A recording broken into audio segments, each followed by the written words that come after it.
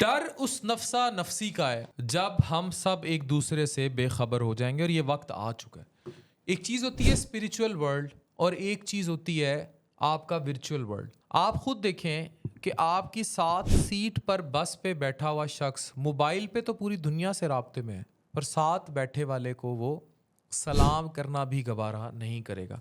ये जो मैं कहानी आपको सुनाने जा रहा हूँ ये डरावनी है, खौफनाक है, लेकिन इस तन्हाई का शिकार आप, मैं, हम सब हैं। वो सब जो अपने बेडरूम में टीवी लगाकर बैठे हैं और मोबाइल फोन और सोशल मीडिया पर हजारों लोगों से राब्ते में हैं। ये कहानी डरावनी है। कुछ कहानियां बहुत डरावनी होती हैं, लेकिन फिर भी हमें अपना डर निकाल कर इनको सुनना पड़ता है। आप शुमाली लंदन की 38 साल की जॉयस विंसेंट की कहानी सुनिए। इनमें ना तो कोई जिन भूत प्रेत है, ना कोई तशद्दुद, ना जुल्म, लेकिन ये कहानी फिर भी सुनने वालों के रोंगटे खड़े कर देती है। जॉयस अपने फ्लैट में तनहा रहती थी।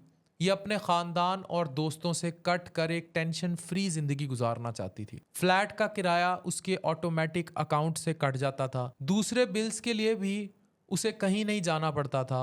चीज़ें उसके घर आ जाती थी। उसके आस पड़ोस से कोई उससे ताल्लुक नहीं रखता था और ना ही ऐसा ताल्लुक और रिश्ता वो पसंद करती थी। 2003 की एक शाम अपने फ्लैट में टीवी देखते वक्त उसका इंतकाल हो गया। पता नहीं उसे अस्थमा का अटैक हुआ था या हार्ट अटैक, लेकिन जॉयस दुनिया से चली गई।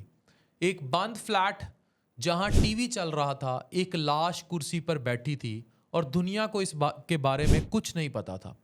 2.5 साल तक दुनिया बेखबर रही, यहां तक कि जॉयस के अकाउंट में पैसे खत्म हो गए और मालिक मकान को उसके दरवाजे पर आना पड़ा। तब दुनिया को पता चला कि जॉयस मर चुकी है। जॉयस की कहानी शायद इतनी डरावनी नहीं थी, लेकिन उसके पास रहने वालों का रवैया और बिहेवियर और बेखबरी उससे ज्यादा डरावनी थी। किसी को गलती सड़ती लाश की बू या इतने साल चलता हुआ टीवी कभी सुनाई नहीं दिया, ना उन्होंने उस पर कान धरे। दुनिया के इस दौर में जहां आप रह रहे हैं, आप भी इसी तरह तन्हा हैं। आपको ये लगता है या आप ये समझते हैं कि आप अकेले आए थे और आप जब कब्र में उतारे जाएंगे तो आप तन तन्हा कब्र में उतारे जाएंगे और आप दफन हो जाएंगे और कोई भी आपको जानने वाला नहीं होगा। मसला सिर्फ ये है कि हम लोग सब जिंदा लाश बन चुके हैं और हमें किसी की कदर नहीं है।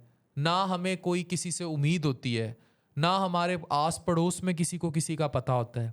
वो मोहल्ला कल्चर, वो मोहब्बतें जो हम एक दूसरे से किया करती थी, वो सब ख़त्म हो गई और ना ही हमें वो मोहब्बतें गवारा हैं और ना ही हम एक दूसरे का ख्याल रखते हैं।